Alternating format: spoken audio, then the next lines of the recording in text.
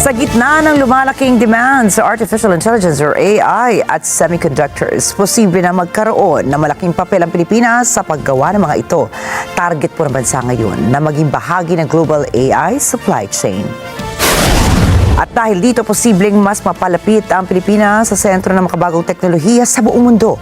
Ito ay matapos sumali ang Pilipinas sa Pax Silica sa isang US-led coalition na layong palakasin ang supply chain para sa semiconductors, artificial intelligence, critical minerals at advanced manufacturing.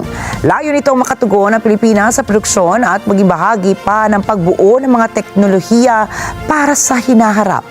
Sa ilalim ng kasunduan, kasama ang Pax Silica, planong magtayo ng halos 4,000-acre industrial hub sa loob ng Luzon Economic Corridor. At ang sentro ng proyektong ito ay ang New Clark City sa Tarlac.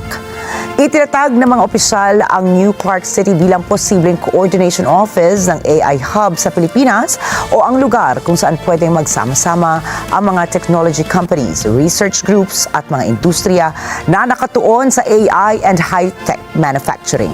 Tinatawag din ito na Golden Mode or Node o isang bagong uri ng industrial ecosystem na idinisenyo para sa AI-driven economy. Pero bakit nga ba mahalaga ito? Sa kasalukuyan po, maraming bansa kagaya ng China, Taiwan, India, Estados Unidos, South Korea at Japan ang nakasentro na sa paggawa ng computer chips, data systems at high-tech components. Subalit habang nagbabago ang global trade, naghahanap ang malalaking bansa ng bagong partners para hindi lang umaasa sa iisang rehiyon. At dito na pumapasok ang Pilipinas. Hindi lamang po strategic location and workforce ang lakas ng Pilipinas sa industriyang ito, may isa pang mahalagang yaman ang bansa, ang nickel. Ang Pilipinas ay isa sa pinaka-malalaking producers ng nickel sa buong mundo.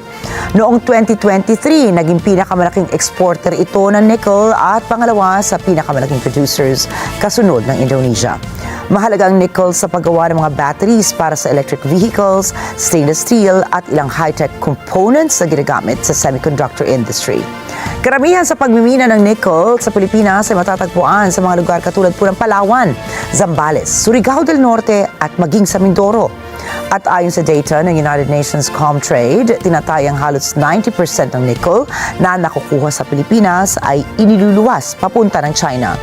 Ibig pong sabihin, mayroon ng mahalagang material o raw material ang bansa na pwedeng maging bahagi sa mas malaking semiconductor and AI supply chain. Kung magtatagumpay ang planong ito, posibleng dumami ang foreign investments, mataas na uri ng trabaho at mga industriyang nakatuon sa engineering, software, data, and advanced manufacturing.